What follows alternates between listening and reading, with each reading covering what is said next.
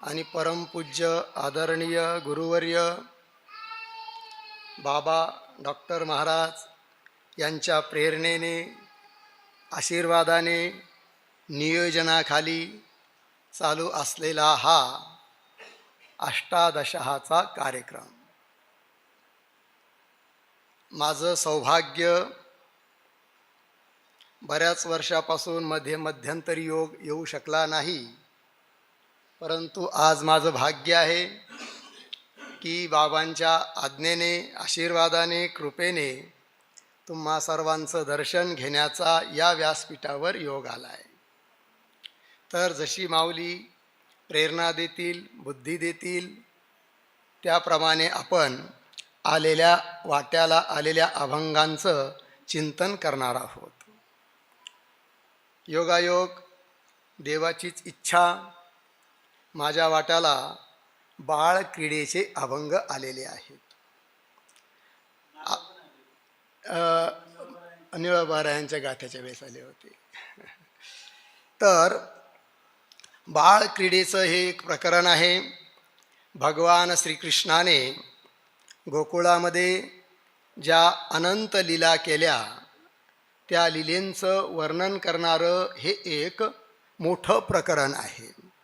आणि अतिशय सुंदर रीतीने तुकोबाराय या अभंगांच्याद्वारे भगवान श्रीकृष्णांच्या लीलांचं वर्णन करतात. आता जो अभंग सुरुवात होत आहे 3861, भारवाही नोळखतिया अनंता जवळी असता अंगसंगे. तर हा जो अभंग आहे याच्यावर जे 2 अभंग आहेत, म्हणजे 3859 नंबरचा अभंग, तिथपर्यंत वर एक भगवंताची लीला सांगितल्या गेली, कालिया मर्दनाची, आणि 2 लीलेंचा जोड म्हणून हा एक मधला अभंग आलेला आहे 3859. जगद्गुरु तुकाराम महाराज म्हणतात की अशा रीतीने एक लीला संपली आणि दुसरी लीला जी भगवंताची आहे ती कोणती आहे, तर त्याचा आरंभ उपक्रम 3859 नंबरच्या अभंगापासून झालेला आहे. झालं काय, गोकुळातले जे लोक होते परंपरेने प्रतिवर्षाप्रमाणे इंद्राची पूजा करायचे. इंद्राच्या संबंधाने, इंद्राच्या उद्देशाने हवन याग करायचे. आपल्या घरी असणारं दही, दूध, तूप, लोणी नेऊन यज्ञ करायचा, इंद्राची पूजा करायची की जेणेकरून इंद्राचा कोप आपल्यावर होऊ नये आणि आपलं सर्व सुरळीत चालावं, हा त्या पाठीमागे दृष्टिकोन असायचा. पण जेव्हा भगवंताच्या हे लक्षात आलं की अरे हे जे गोकुळचे लोक आहेत, ठीक आहे आपल्या परीने यज्ञ याग करतात, परंतु यांचं जे चुकतं आहे त्यात दुरुस्ती केली पाहिजे, आणि त्यासाठी भगवंत लीला करतात. काय चुकत होतं त्यांचं, की त्यांचं एवढंच चुकत होतं की इंद्र हाच सर्वे सर्वा एकमात्र देव आहे, हा त्यांचा एक निश्चयात्मक भ्रम होता. आणि तो भ्रम त्यांचा घालवण्यासाठी भगवंताने लीला केली, आणि खरा देव कोणता आहे याची त्या गोकुळवासियांना जाणीव करून दिली. तर गोकुळातले लोक जेव्हा चालले होते की प्रतिवर्षाप्रमाणे दही, दूध, तूप, लोणी घेऊन त्या कावडीच्या कावडी भरून यज्ञासाठी चालले होते, मध्येच भगवंताने त्या सर्वांना अडवलं आणि सांगितलं की इंद्राची पूजा करण्याची तुम्हाला गरज नाही आहे. आणि त्यांच्या ज्या कावडी होत्या त्या साऱ्या हिसकावून घेतल्या आणि त्याचा काला केला, आणि तो काला गोपाळाला भगवंत वाटू लागले. आणि हे सर्व होत असताना ते जे गोपाळ होते त्यांना भगवंताचं हे कृत्य आवडत नव्हतं की आपण परंपरेने यज्ञ करतो आहे, इंद्रांचा यज्ञ करतो आहे, आणि हा एक लहानसा गोपाळ कृष्ण आपल्याला अडवून हे दुसरंच काही करत आहे, हे काही त्याला त्या गोकुळातल्या लोकांना आवडत नव्हतं. आणि का बरं, तर गोकुळातल्या लोकांना अजून ही भावनाच पक्की झालेली नव्हती की हा श्रीकृष्ण म्हणजे एक आपल्यातला सामान्य गोपाळ आहे की भगवान आहे हा निश्चय त्यांचा नव्हता. आपल्यातलंच एक हे गवळ्याचं पोरगं आहे असं ते समजत होते. कारण खऱ्या देवाची त्यांना ओळखच अजून झालेली नव्हती. का त्यांना खरा देव कळत नव्हता तीच गोष्ट महाराज सांगतात या अभंगातून की भारवाही नोळखती या अनंता जवळी असता अंग संगे.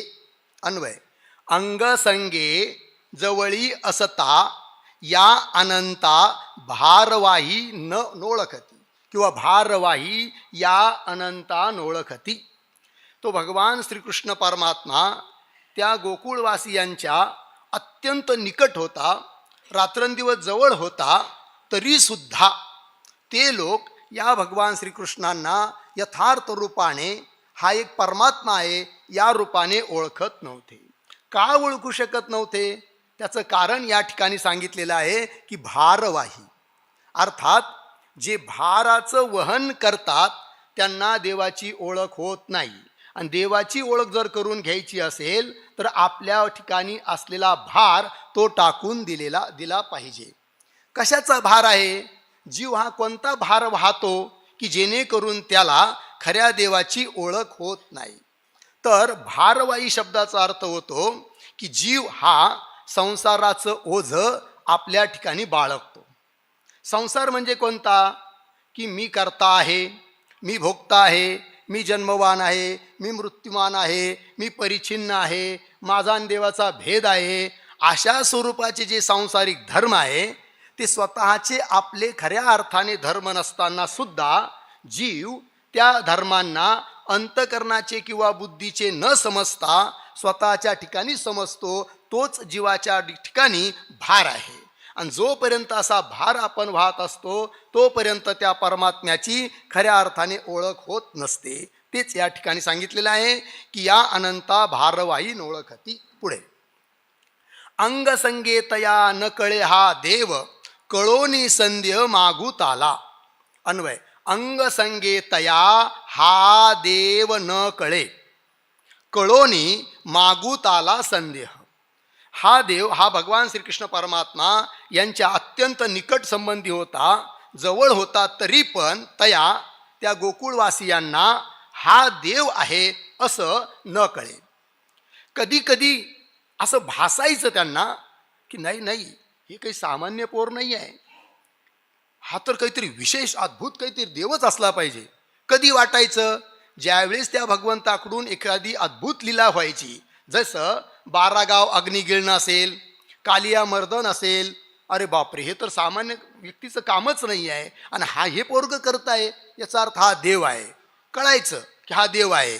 पण भगवंत पुन्हा त्यांच्यावर माया टाकायचा आणि पुन्हा नंतर मागुताला संध्य, पुन्हा ते संध्यात येऊन पडायचे की नाही मारला असेल यांनी कालिया, 12 गावाचा अग्नी गिळला असेल, हे तर आमच्यातलं आत्ताचं पोरग आणि कसं देव असू शकेल. पुन्हा ते संध्यात येऊन पडायचे आणि पुन्हा आपलं पोरग म्हणूनच चालायचे. मागुते पडती चिंतेची डोही जयाची हे नाही बुद्धी स्थिर. जयाची हे बुद्धी स्थिर नाही, मागुते चिंतेची डोही पडती. आणि मग ते का बरं त्यांना पुन्हा पुन्हा संदेह व्हायचा? तर तुकाराम महाराज सांगतात जयाची हे बुद्धी स्थिर नाही. ज्याची बुद्धी स्थिर नाही ते मागुते म्हणजे पुन्हा नंतर चिंतेच्या डोहामध्ये पडतात, संसाराच्या डोहामध्ये पडतात. खऱ्या अर्थाने त्यांना देवाची ओळख होत नाही, ज्यांची बुद्धी स्थिर नाही.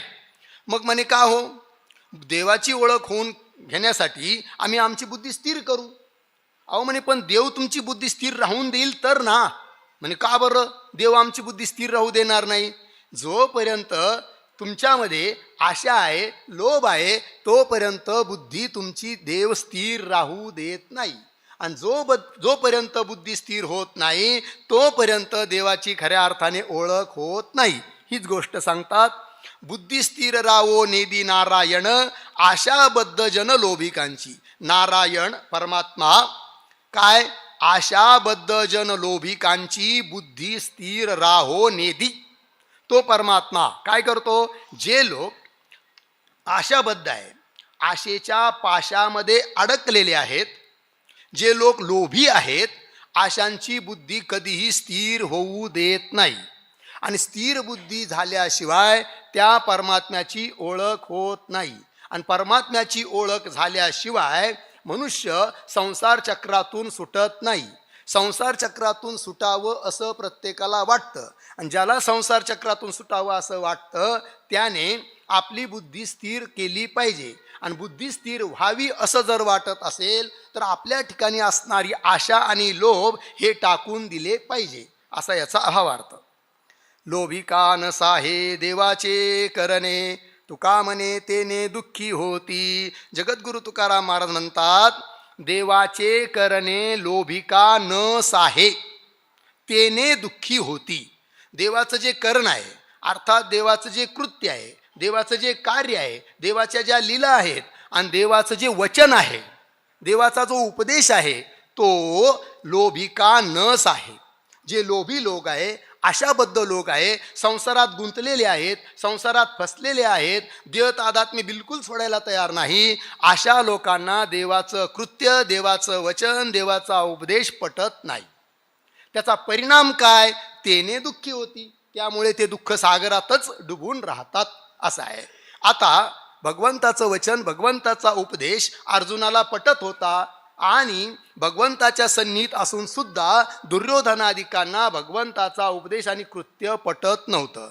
कारण दुर्योधनादिक हे लोभी होते आणि अर्जुन हे लोभी नव्हते. लोभ्यांना देवाचं वचन पटत नाही आणि ज्यांच्या ठिकाणी लोभ नाही त्यांना देवाचं वचन पटल्याशिवाय राहत नाही, असा अर्थ आहे. पुढे, दुःखी होती लोभी करावे ते काही, बुडतील गाई म्हैसी आता. आता भगवंताने जे वरचं कृत्य केलं, म्हणजे कोणती लीला सुरू केली आहे की इंद्राविषयी तुम्ही आता इंद्रयाग करू नका, दही दूध तूप लोणी काय असेल ते सर्व या बाळगोपाळांना वाटून द्या, आणि इंद्रयाग भगवंताने थांबवला. हे कृत्य त्या लोभी लोकांना पटलं नाही असं. आणि मग न पटल्यामुळे झालं काय? दुःखी होती लोभी करावे ते काही. लोभी दुःखी होती, करावे ते काही. मग त्याचा परिणाम आता गाई म्हैसी बुडतील. ते सर्व गोकुळवासी लोक म्हणायला लागले की आपण दरवर्षी इंद्रयाग करतो, त्याचा परिणाम इंद्र प्रसन्न होतो, इंद्र पाऊस पाडतो आणि त्यामुळे आपलं सारं व्यवस्थित चालतं. आणि आपला जर आता इंद्रयाग बंद पडला तर इंद्र त्याच्या हातात आहे पाऊस पाडायचं, आणि जर पाऊस पडला नाही तर शेती पिकणार नाही, चारा होणार नाही, आणि गाई म्हशी त्याही बुडतील. अर्थात बुडतील याचा अर्थ त्या आटून जातील, मरतील, आणि आपल्यालाही खायला प्यायला मिळणार नाही. आता काय करावं? आणि म्हणून भगवंताचं कृत्य या लोभी लोकांना आवडलं नाही. कोणतं कृत्य? की भगवंताने जो इंद्रयाग बंद केला ते यांना आवडलं नाही. आता म्हणजे कृष्णाच्या या नवीन निर्णयाने गाई म्हैसी बुडतील, अर्थात आटून जातील असं. आणि काही होईल अरिष्ट, नाईके हा धीट सांगितले. ते सारे गोकुळवासी लोक विचार करू लागले, काय करावं बरं आता? आणि काही अरिष्ट होईल. नुसता पाऊस पडणारच नाही असं नाही, तर पाऊस तर पडणार नाहीच इंद्र कोपल्यामुळे, गाई म्हशी तर आटतीलच, लोक सारे खाण्या वाचून तर मरतीलच. एवढ्यावर थांबणार नाही तर तो इंद्र राजा जर कोपला तर काय होईल? आणि काही अरिष्ट, अरिष्ट म्हणजे संकट, अनिष्ट घटना होऊ शकते, होईल. बरं, काय करावं बरं? भगवान कृष्ण या कृष्णाला सांगावं, अरे बाबा आम्हाला इंद्रयाग करू दे, तर तो ऐकतही नाही. हा धीट सांगितले नाईके. हा म्हणजे कृष्ण जो धीट आहे, अत्यंत धाडसी आहे, निर्भीड आहे, त्याला आम्ही सांगतो आहे की बाबा रे आम्हाला हा इंद्रयाग करू दे, परंतु तो ऐकत नाही. आता काय करावं? चिंता करू लागले गोकुळातले लोक. मग ज्यावेळेस मुलगा ऐकत नाही त्यावेळेस मोठे माणसं काय करतात? जाऊ द्या, हे पोरगा ऐकत नाही ना, याच्या बापाला सांगू. आणि म्हणून सारे गोकुळातले लोक आता भगवान कृष्णांच्या वडिलाकडे चालले. सांगो चला याच्या मायबापापाशी, निघाली घरासी देवा रागे. चला याच्या मायबापाशी सांगो. आणि म्हणून देवा रागे घरासी निघाली. ते सारे गोकुळवासी जे मध्यमवर्गीय लोक होते, वयस्कर लोक होते, ते सर्वच्या सर्व, कारण दोन गट पडले. जे भगवान कृष्णाच्या वयाचे होते ते तर कृष्णाबरोबरच आहेत, आणि जे मोठे माणसं यज्ञ करायला चालले होते त्यांच्याकडून दही दूध लोणी कावड त्यांची हिसकावून घेतले. कृष्णांनी त्याचा काला केला आणि ते सारे आनंदात होते. आणि इकडे जे मोठे माणसं होते ते सारे विचार करत होते आता काय करावं, हा ऐकत नाही ना कृष्ण, चला आता याच्या बापाला जाऊन सांगू, चला याच्या माये बापापाशी सांगू. आणि म्हणून देवा रागे, त्या देवावर कृष्णावर राग धरून क्रोध धरून घराशी निघाले. अर्थात नंदबाबाच्या घराला जाण्यासाठी त्या गोकुळातले वयस्कर लोक सारे निघाले. रागे काला देता न घेती कवळ, टोकवी गोपाळ क्रोधियासी. काला देता रागे कवळ न घेती, गोपाळ क्रोधियासी टोकवी. बघा आता तर भगवान कृष्णाने त्यांचं दही दूध हिसकावून घेतलं, इंद्रिया करू दिला नाही आणि त्याचा सारा काला बनवला आणि खाऊ लागले. कृष्ण आणि गोपाळ हे सारे खाऊ लागले. आणि जे वयस्कर लोक होते ते तिथून चालले कुठं, नंदबाबाच्या घराला. मध्यंतरीच यांचा जो ग्रुप होता, गट होता, तो भेटला. मग हे जे गोपाळ होते हे स्वतः काला खात होते आणि तो काला या मोठ्या माणसांनाही द्यायला लागले. परंतु त्यांना राग आलेला होता कृष्णाचा आणि म्हणून ते मोठे माणसं हा काला काही घ्यायला तयार नाही, न घेती कवळ. आणि मग गोपाळ म्हणाले जाऊ द्या, आम्ही तुम्हाला प्रेमाने काला देतो आहे, प्रसाद देतो आहे, तुम्ही घ्यायला तयार नाही, आमच्याकडे पाहायला तयार नाही, आमचा तुम्ही द्वेष करता आणि कृष्णाच्या बापाला सांगायला निघाले जा. आणि मग काय करायला लागले गोपाळ, असं वाकल्या दाखायला लागले, टोकवायला लागले. टुकटुक माकड करणं त्याला म्हणतात. जसं लहान मुलं चिंच खातात ना, असं असं ते करायला लागले आणि सांगायला लागले ते गोपाळ त्या मोठ्या माणसांना. गोपाळ क्रोधी असी, ज्यांनी क्रोध केला होता त्यांना टोकवी. क्रोध देवावरी धरी येला राग, तुका म्हणे भाग न लभती. तुका म्हणे देवावरी राग क्रोध धरी येला, परिणाम भाग न लभती. जगद्गुरु तुकाराम महाराज म्हणतात काय की त्या ज्या लोकांनी देवावर राग धरलाय किंवा देवाविषयी क्रोध केलाय, क्रोध धरी येला, त्यांना भाग म्हणजे वाटा अर्थात काला अर्थात प्रसाद प्राप्त होत नाही. मग ज्या लोकांनी देवावर क्रोध केला त्यांनाही प्रसाद प्राप्त होत नाही. आणि ज्या लोकांनी एक लहानसं एक लेकरू आहे त्याला न ओळखता अत्यंत आसक्ती धरली आहे, परिच्छिन्न रूपात जे लोक त्या देवाला समजतात त्यांनाही खऱ्या अर्थाने अद्वैत रूपी काला प्राप्त होऊ शकत नाही, कारण त्यांची भेदबुद्धी तशीच राहत असते. भागत्या सुखाचे वाकड्या बोबड्या, आपुलिया गड्या भाविकासी. त्या सुखाचे भाग आपुलिया गड्या वाकड्या बोबड्या भाविकासी. मग त्या काल्याचे अधिकारी ते मोठे माणसं होऊ शकले नाही, कारण त्यांना देवाविषयी क्रोध आला होता. परंतु ज्या भगवान श्रीकृष्णाचे जे सवंगडी होते आहे की नाही, त्या सुखाचे भाग वाटेकरी कोण झाले मग, तर आपुलिया गड्या, कृष्णाचे जे गडी होते, कोणी वाकड्या असेल कोणी बोबड्या असेल, म्हणजे वेगवेगळ्या प्रकारचे जे लहान लहान गोपाळ होते त्यांना हे टोपण नावं दिलेले, वाकड्या बोबड्या लंगड्या खुळ्या अशा प्रकारचे. तर ते जे अत्यंत भाविक होते, अत्यंत श्रद्धावान होते, त्यांना मात्र भगवंताचा प्रसाद हा प्राप्त होत होता. भारवाई गेले टाकुनी कावडी, नवनीत गोडी भाविकासी. भारवाई कावडी टाकुनी गेले, भाविकासी नवनीत गोडी, की ज्यांनी संसाराचा भार आपल्या डोक्यावर घेतलेला आहे त्यांनी त्या दही दुधाच्या कावड्या टाकून दिल्या आणि ते सरळ पुढं निघून गेले. पण भाविक जे आहे, श्रद्धावान जे आहे, त्यांना मात्र नवनीताची गोडी प्राप्त होते, सार भागाची त्यांना प्राप्ती होते, असा त्याचा अर्थ आहे. जे आजीवन संसाराचा भार आपल्या डोक्यावर घेऊनच जगतात ते शेवटी हे शरीररूपी कावडी इथंच टाकून देतात आणि पुन्हा जन्ममरण रूप संसारालाच प्राप्त होतात. परंतु जे अत्यंत भगवंताविषयी अत्यंत भाविक आहे, श्रद्धावान आहे, त्यांना मात्र नवनीताची अर्थात भगवंताच्या साक्षात्काराची गोडी लागून त्यांना ती प्राप्त होते. काला करून या वाटिती सकळा, आनंदे गोपाळा माझी खेळे.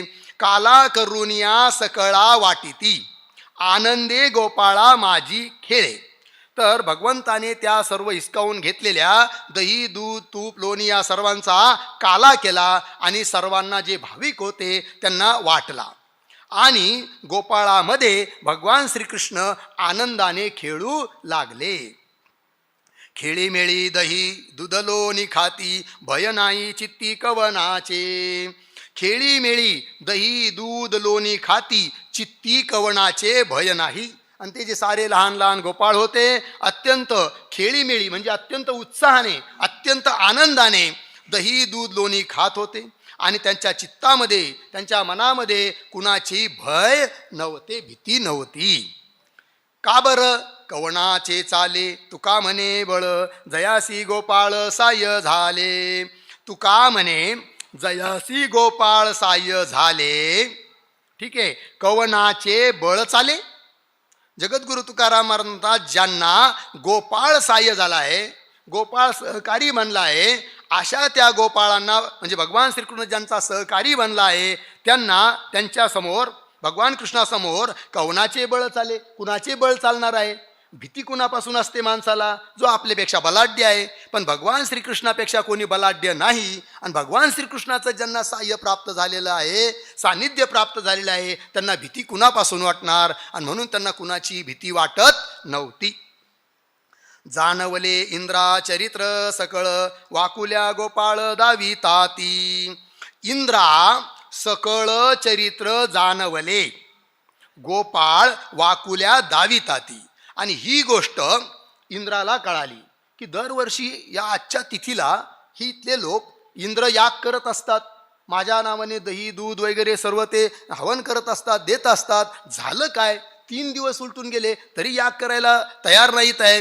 काय यांची तिथी विसरली की यांचं पंचांग चुकलं? नेमकं काय भानगड असन? आणि म्हणून समाचार घेतला इंद्राने वरून चाललंय काय म्हणून. तर इंद्राच्याही लक्षात आलं काय की अरे बापरे, इथं काहीतरी गडबड आहे, कोणीतरी आपला इंद्र याग थांबवलेला आहे.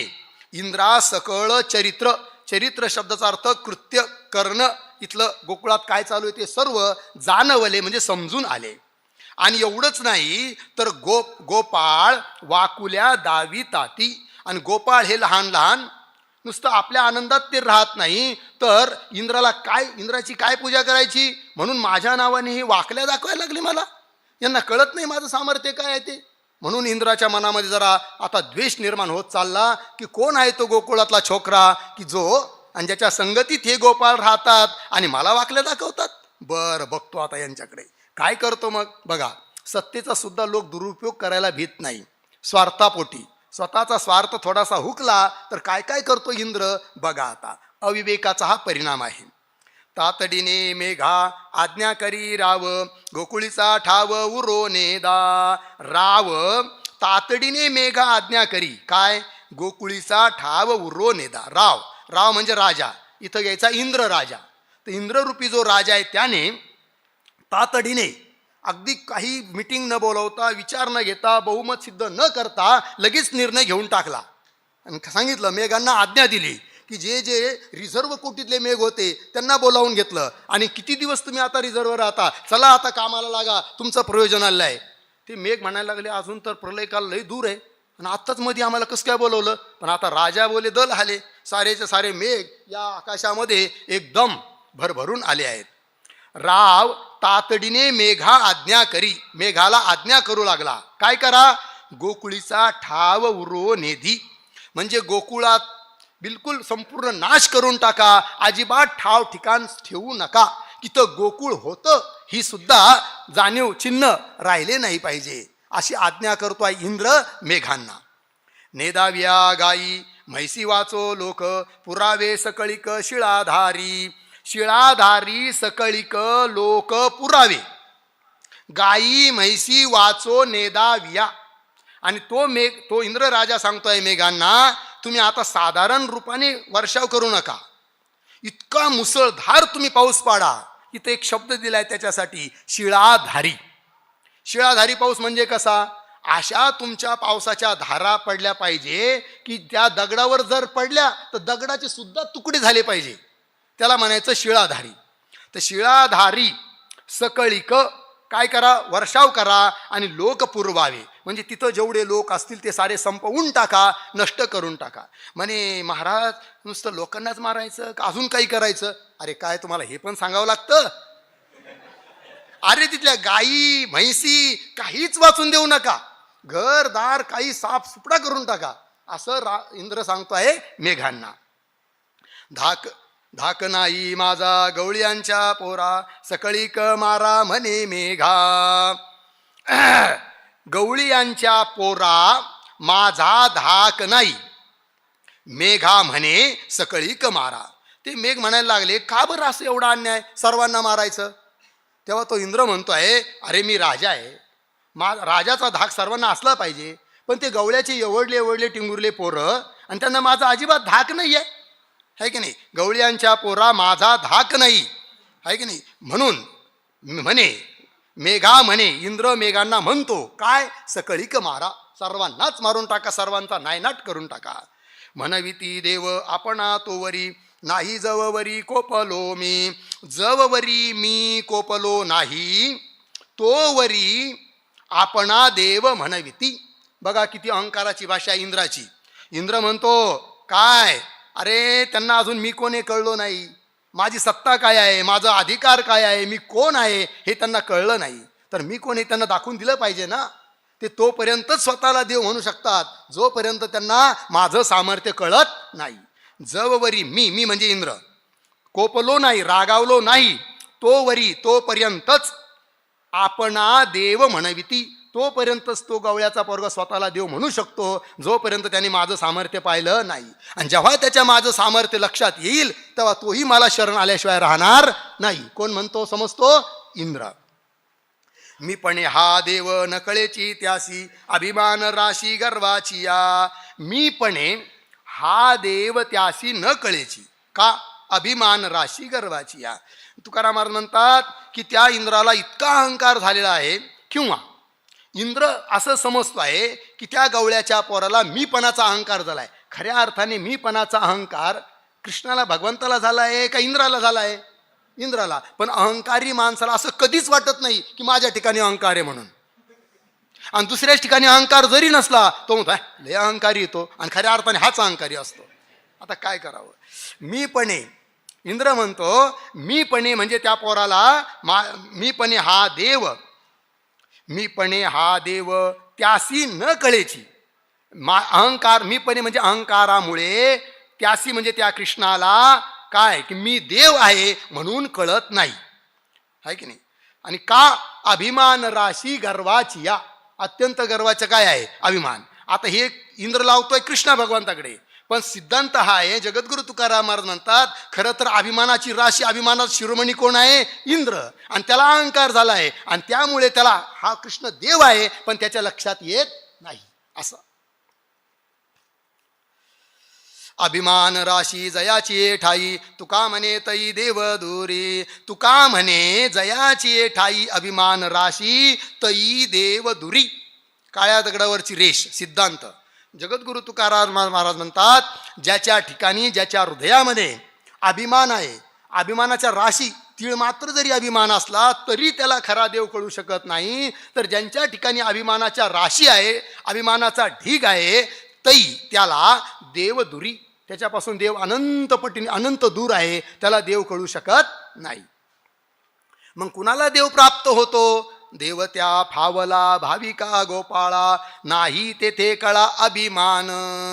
त्या भाविका गोपाळा देव फावला, का?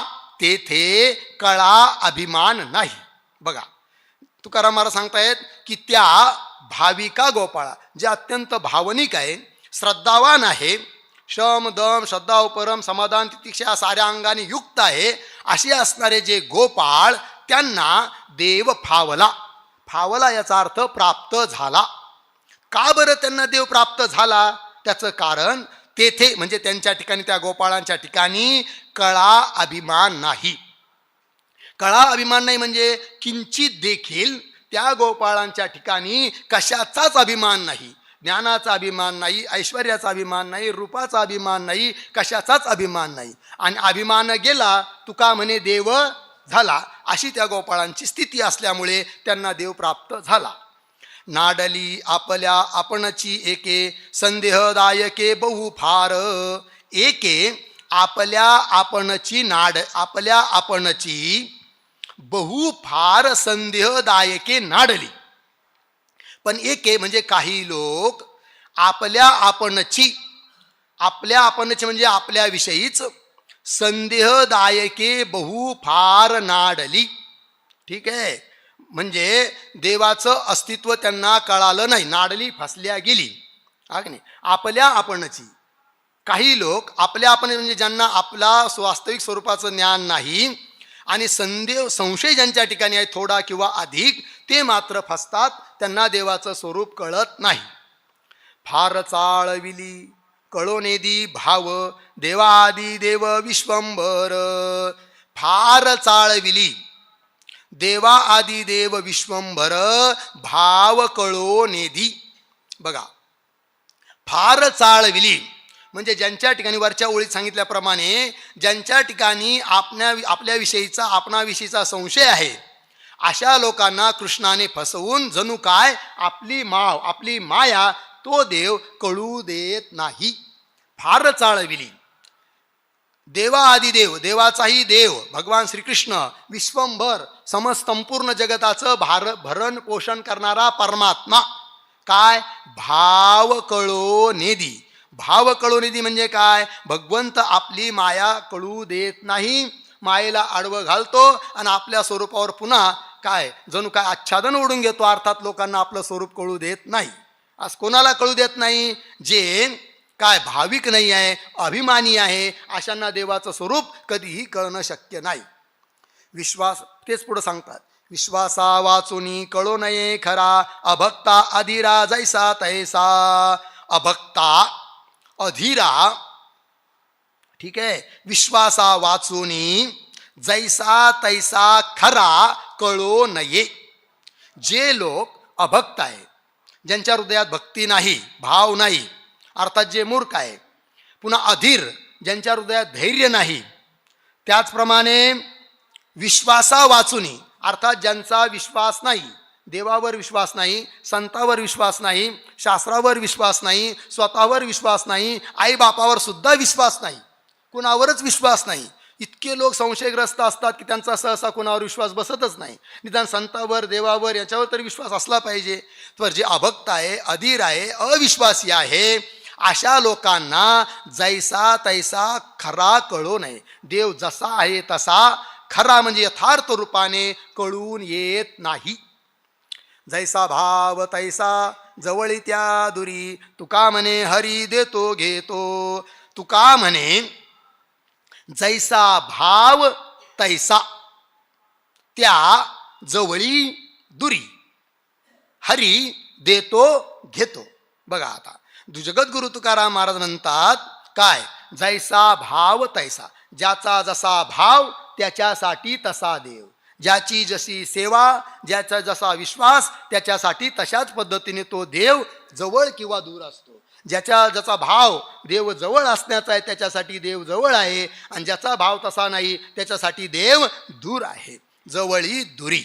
देव खरा पाहिला तर जवळ आहे, जवळ सुद्धा म्हणता येत नाही, अत्यंत जवळ आहे. खरं तर अत्यंत जवळ हा शब्द सुद्धा तिथं कमीच पडतो, पण समजावून सांगण्यासाठी उच्चारावा लागतो. कारण जी वस्तू आपल्यापासून वेगळी असते त्या वस्तूच्या बाबतीत बोलता येतं ही वस्तू जवळ आहे की दूर आहे, पण जे आपलं खऱ्या अर्थाने स्वरूपच आहे त्या वस्तूविषयी कसं म्हणता येईल ही वस्तू दूर आहे की जवळ आहे?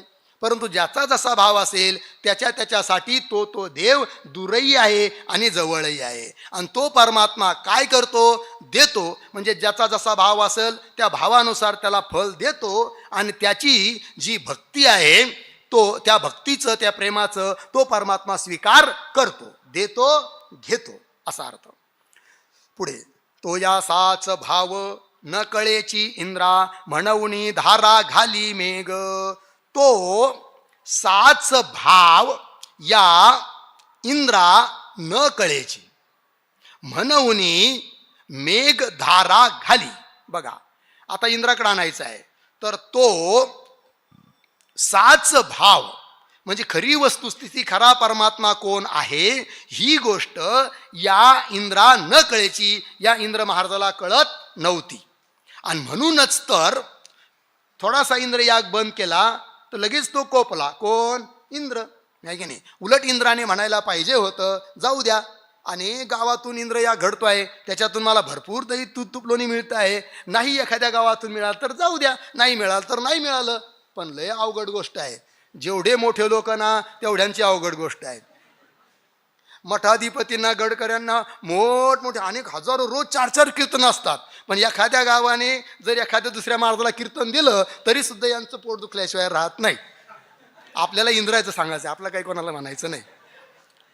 म्हणावून मेघ तो मेघ काय करतो म्हणायला पाहिजे ना. जाऊ द्या, आपले एक छोटे मोठे महाराज करताय तर करू द्या. आपल्याकडं 4 हजारो गाव आहेत. पण नाही बाबा, बुद्धी होणार. पुढचं दुसऱ्याला वर येऊच द्यायचं नाही. हा आमचा सिद्धांत इंद्राचा आहे, हो माझं नाही. मेघ म्हणून धारा घाली, आणि म्हणून मेघ काय करायला लागला, त्या गोकुळावर धारा म्हणजे वर्षाव करायला आज्ञा देऊ लागलाय, देतो आहे. घाली मेघ धारा कडाडीला माथा, वरी अवचिता देखी येला. मेघ धारा घाली, माथा कडाडीला, ठीक आहे. अवचिता वरी देखी येला, अन्वय झाला. मेघधारा घाली. आता राजाचीच आज्ञा मिळाल्यामुळे त्या मेघांनी काय केलं, आता धारा म्हणजे वृष्टी करायला सुरुवात केली. धारा घाली, आणि मेघ ज्यावेळेस पाऊस पडतो ना त्यावेळेस सीधा सरळ लगेच पाऊस पडतो असं नाही आहे. अगोदर सूचना देतो बिचारा. साऱ्या लोकांना सांगतो, आता मी येणार आहे, तुम्ही काय करा, तुमचे मक्काचे कणस असतील, सोयाबीनच्या शेंगा असतील, त्या झाकून घ्या. सूचना देतो कोण, मेघ कडाडतो. तर मेघ धारा घाली आणि माथा कडाडीला. माथा शब्दाचा अर्थ इथं डोकं नाही. माथा म्हणजे वरच्या बाजूला मेघ अत्यंत कडकडाट त्यांचा होऊ लागला. आणि काय कडकडाट होऊ राहिला, पावसाचे तर दिवस नाहीये, दिवाळी होऊन बरेच दिवस झाले तरी कडकडाट चालूच आहे आणि पाऊस येतोच आहे. आणि म्हणून त्या गोपाळाने वर पाहिलं. अवचिता म्हणजे अकस्मात वरी देखील वरच्या बाजूला बघितलं तर इतके घनदाट मेघ आलेले होते की दिवसा सुद्धा जणू काय आता रात्र झाली की काय असं वातावरण तयार झालं आहे. मग देखती पाऊस ओळला गोपाळ, भ्याले हे सकळ विचारिता. देखती वर पाहू लागले तर पाऊस ओळला अर्धविराम, गोपाळ भ्याले अर्धविराम, हे सकळ विचारिती. आणि त्या गोपाळाने बघितल्यानंतर अरे बापरे, पाऊस वळला म्हणजे आता पाऊस पडायला सुरुवात जणू काय होत आहे. आणि त्यामुळे त्या गोकुळातले सारे गोपाळ भ्याले, घाबरले. आता कसं करायचं आहे की नाही. आणि हे सकळ विचारिती म्हणून सारे जे गोपाळ होते ते सर्व आता विचार करू लागले की आता काय करायचं. विचारी पडली विसरली खेळ, अन्याय गोपाळ म्हणती केला. खेळ विसरली, विचारी पडली, गोपाळ म्हणती अन्याय केला. आता त्या गोकुळामध्ये जे लहान लहान बाळं होते भगवान श्रीकृष्णाच्या वयाचे, ते खेळत होते, पण ते सुद्धा खेळ विसरले कारण भयानक वातावरण तयार झालं आहे. आणि जी मोठी माणसं होती प्रौढ वयाची ते विचारात पडली काय करावं. आणि ते विचार करू लागली काय की गोपाळ म्हणती अन्याय केला. आपल्याकडून काही म्हणा तुम्ही, पण अन्यायच झाला. अन्याय झाला म्हणजे अपराध झाला. काय अपराध झाला की तो इंद्रयाग आपण करायलाच पाहिजे होता, पण आपण कृष्णाच्या म्हणण्यावरून केला नाही, हा अपराध झाला. आता त्याचे परिणाम आपल्याला सर्वांना भोगावे लागणार, असा ते सर्व विचार करू लागले. लागले से गोड नकळे त्या काळी, भेने वन माळी आठवीती. गोड लागले से त्या काळी न कळे, भेने वनमाळी आठविती. बघा आता असं लावायचं, त्या काळी गोड लागलेसे न कळे, भेने वनमाळी आठविती. ते गोपाळ विचार करू लागले की त्या काळी म्हणजे ज्या वेळेस आपल्याला अडवल्या गेलं की इंद्रयाग करू नका, त्यावेळेस आपल्याला सुद्धा बरं वाटलं आणि आपण त्यांच्या म्हणण्यानुसार इंद्रयाग करायचं सोडून दिलं, गोड लागलं. परंतु तेव्हा आपल्याला कळालं नाही की इंद्रयाग न केल्याचा परिणाम काय होऊ शकतो म्हणून. पण आता मात्र भयानक स्थिती आहे. सारे घाबरले आणि भिले. त्या भयाने वनमाळी म्हणजे भगवान श्रीकृष्णाची देवाची आठवण करू लागले. त्यांना कळत नव्हता हा कृष्ण देव आहे, पण त्यांच्या परीने त्यांना जो देव वाटत होता त्या देवाची मात्र ते आठवण करू लागले की हे देवा आता आमचं कसं होईल. आता काय कैसा करावा विचार, गोदनासी थार आपणिया. आता काय विचार करावा. आपण या गोदनासी थार कैसा, असा अन्वय. आता काय विचार करावा, आता नेमकं काय करावं, काय निर्णय करावा. पुन्हा गोधन जे आहे, गाई म्हशी आपल्या आहेत, त्यांना थार म्हणजे आश्रय कसा द्यावा, कुठं द्यावा, हा विचार ते सारे गोकुळवासी लोक करू लागले. यांची या विचारे होणार ते काही, तुका म्हणे ठाई वेडावली. तुका म्हणे ठाई वेडावली. यांची या विचारे होणार ते काही. जगद्गुरु तुकाराम महाराज म्हणतात ते सर्व गोपाळ ठाई म्हणजे जागच्या जागीच, वेडावली म्हणजे भांबावून गेली. नेमकं आता करावं काय. ज्यावेळेस माणसावर अचानक संकट येतं त्यावेळेस निर्णय घेण्याची क्षमता संपून जाते, आहे की नाही. हरण तिचा वेग म्हणतात की 140 किलोमीटरचा आहे आणि वाघाचा वेग फक्त 80 आहे प्रति तास. 80 किलोमीटर तो पळू शकतो. तरी सुद्धा वाघाच्या तावडीत ते हरण सापडतं. जर ते का सापडतं, ते घाबरतं आणि त्याची पळण्याची क्रिया थांबते. जर ते घाबरलं नाही तर वाघाला कधीच सापडू शकत नाही. त्याप्रमाणे या ठिकाणी घाबरले सर्व, वेडावली, भांबावून गेली. परंतु जगद्गुरु तुकाराम महाराज म्हणतात आता हे किती जरी विचारात पडले, किती यांनी हाय तोबा केला, तर यांच्याने होणार काय आहे. पण त्यांना हे कळत नाही की आपलं संरक्षण करणारं आपल्या जवळच कोणीतरी आहे. परंतु आता ते आपल्या परीने विचार करतच होती. पुढे वेडावली काय करावे या काळी, म्हणे वन माळी गोपाळासी. वेडावली या काळी काय करावे, वनमाळी गोपाळासी म्हणे. बरोबर, ठीक. अर्थ पहा. वेडावली, ती सारे गोकुळातले लोक वेडावली, भांबावून गेली. या काळी म्हणजे आता या प्रसंगामध्ये काय करावे त्यांना काही सुचत नव्हतं.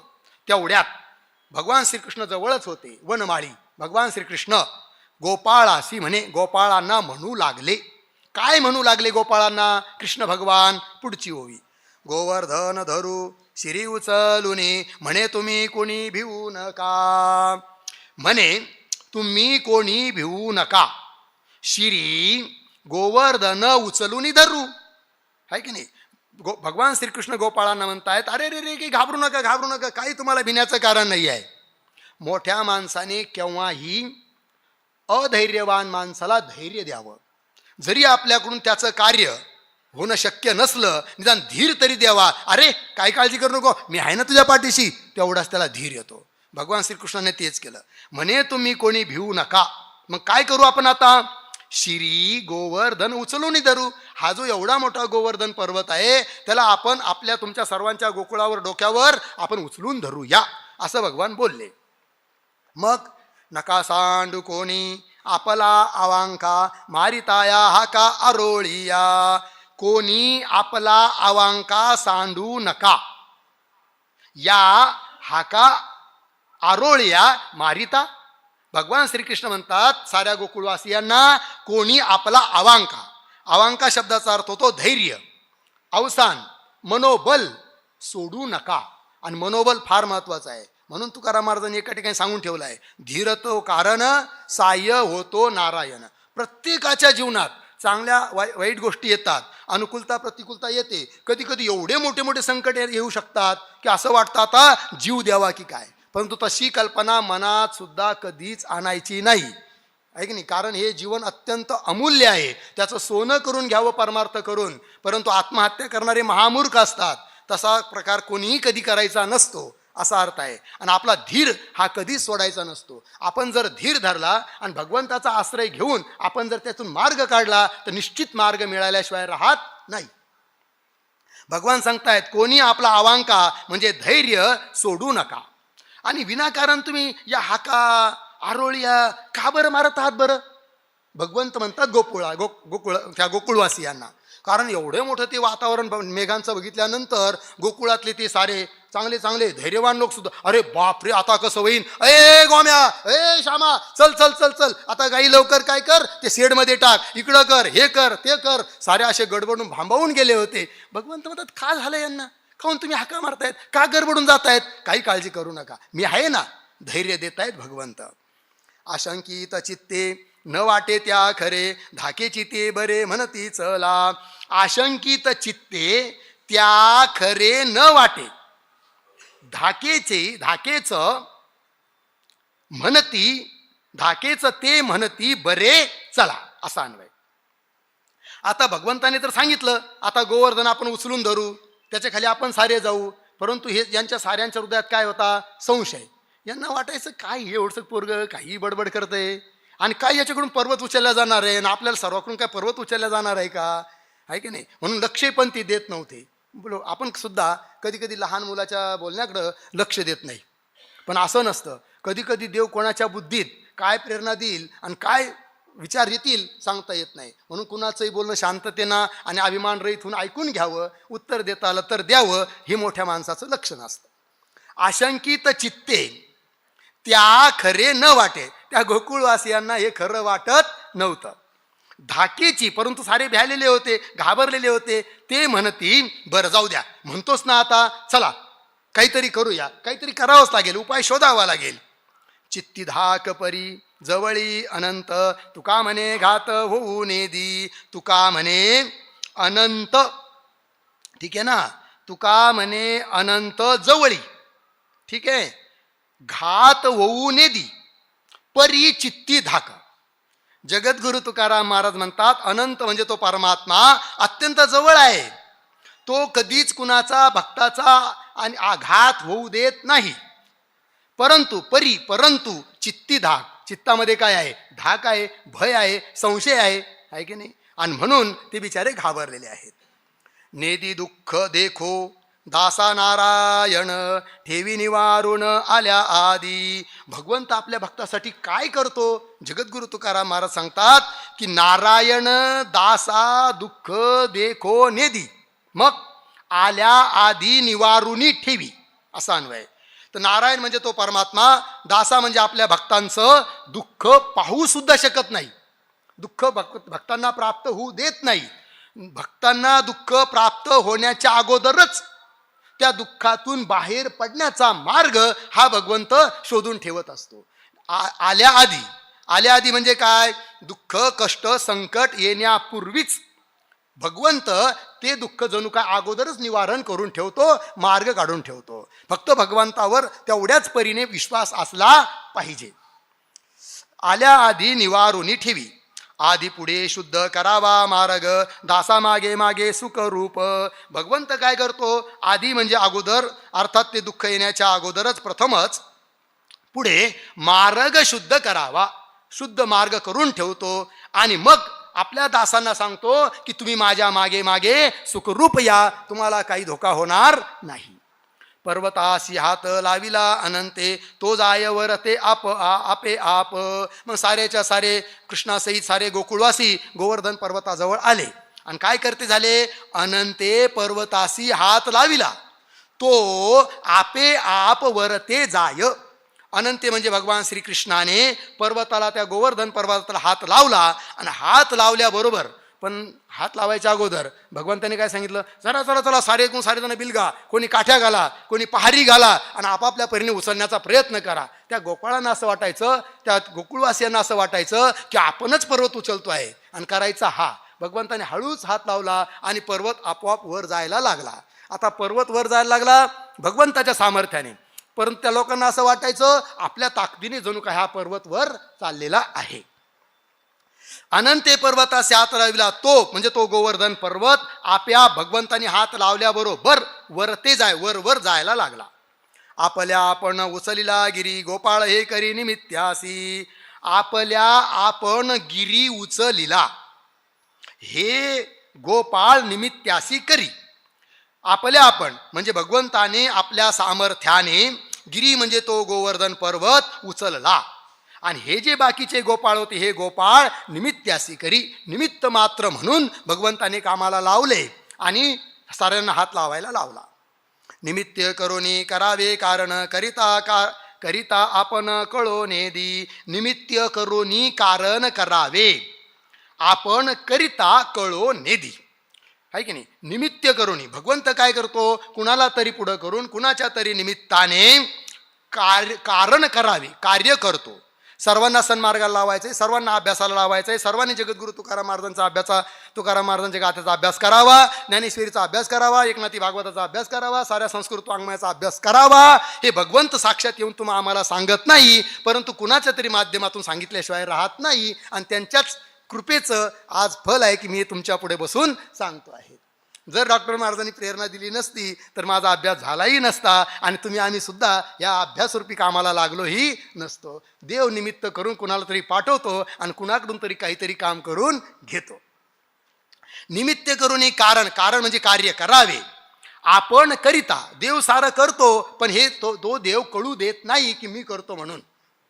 दिनाचा कृपाळू पतित पावन हे करी वचन साच खरे. दिनाचा कृपाळू पतित पावन हे वचन साच खरे करी. तो भगवंत कसा आहे? दिनाचा कृपाळू म्हणजे अत्यंत दीनवत्सल आहे. पतित पावन आहे, पतितांना पावन करणारा आहे. त्यामुळे हे वचन साच खरे करी, जे तो बोलतो ते खरंच करून दाखवतो. गोवर्धन पर्वत उचलू असं म्हणाले भगवंत, आणि भगवंताने तो पर्वत उचलला देखील. सांगणे न लगे सुखदुःख दासा तुका म्हणे ऐसा कृपावंत. तुका म्हणे दासा सुखदुःख सांगणे न लगे ऐसा कृपावंत. भगवंत किती कृपाळू आहे ही गोष्ट जगद्गुरू तुकाराम महाराज सांगतात की त्या भगवंताचे जे दास आहेत, जे भक्त आहेत, त्यांना आपलं सुखदुःख देवाला सांगावं लागत नाही. देवाला सांगण्याच्या अगोदरच देव ओळखून घेतो की माझ्या भक्ताला असं असं दुःख आहे, आणि दुःख आहे किंवा दुःख येणार आहे असं जाणून भगवंत आपल्या भक्ताचं दुःख दूर करून टाकतो. एवढा तो कृपाळू आहे. ऐसा कृपावंत. कृपावंत म्हणजे कृपाळू आहे. कृपावंते हाक दिली सकळिका माझी आरे नका राहो कोणी. कृपावंते सकळिका हाक दिली माझी यारे कोणी राहो नका. आणि गोवर्धन पर्वत उचलल्यानंतर कृपावंत म्हणजे कृपावंते म्हणजे भगवान कृपाळू असणाऱ्या भगवान श्रीकृष्णाने सकळिका साऱ्या गोपाळांना लहान थोरांना हाक दिली म्हणजे आवाज दिला. आणि काय सांगितलं? माझी यारे, अर्थात या गोवर्धन पर्वताच्या खाली तुम्ही सारे या, कोणी राहो नका, बाहेर कुणीही राहू नका. निघाले या भेणे पाऊसाच्या जन देखे गोवर्धन उचलिला. गोवर्धन उचलिला देखे या पाऊसाच्या भेणे जन निघाले. भगवान परमात्म्याने गोवर्धन उचलला देखे. हे सर्व गोपाळांनी पाहिलं, गोकुळवासियांनी पाहिलं, आणि अगोदर घाबरलेले होतेच. आणि म्हणून या पावसाच्या भेने, या पावसाच्या भीतीने जन गोकुळातले सर्व लोक निघाले. कुठं जाण्यासाठी? गोवर्धन पर्वताच्या खाली जाण्यासाठी. लाविले गोपाळ फेरी चहूकडे हासे पुंदे रडे कोणी धाके. कोणी धाके, रडे, फुंदे, हासे, गोपाळी फेरी चहूकडे लाविले. परंतु तो भयानक प्रसंग होता. तर कोणी तर अत्यंत धाके म्हणजे अत्यंत भयाने कोणी रडू लागले. कोणी फुंदे म्हणजे फुंदके देऊन रडू लागले. काय करावं, कसं झालं, कसं होईल, आहे की नाही, असं आहे. आणि काही असे होते त्यांना त्याचं काही वाटत नव्हतं, कारण त्यांचे परिणाम काय होणार आहे त्यांना काहीच माहीत नव्हतं, आणि म्हणून ते हसत होते. ज्यावेळेस माणसाला कोणत्याही कृत्याचा परिणाम माहीत नसतो ना, त्यावेळेस हानिकारक गोष्ट जरी असली तरी त्याच्याविषयी दुःख वाटत नाही, आणि मात्र हसूच येत असतं. लहान बालक असतं छोटंसं, सर्प जवळून जात असतो, त्याला हे काहीच माहीत नसतं की हा साप आहे, हा चावतो आणि माणसं मरतात. उलट ते लहान लेकराला असं वाटत असतं, अरे वा काय सुंदर आलंय, आणि ते त्याला धरायला जातं, कारण त्याला त्याचा परिणाम माहीत नसतो. त्याप्रमाणे काही लोक मात्र हसत होते. आणि भगवान कृष्णाने काय केलं?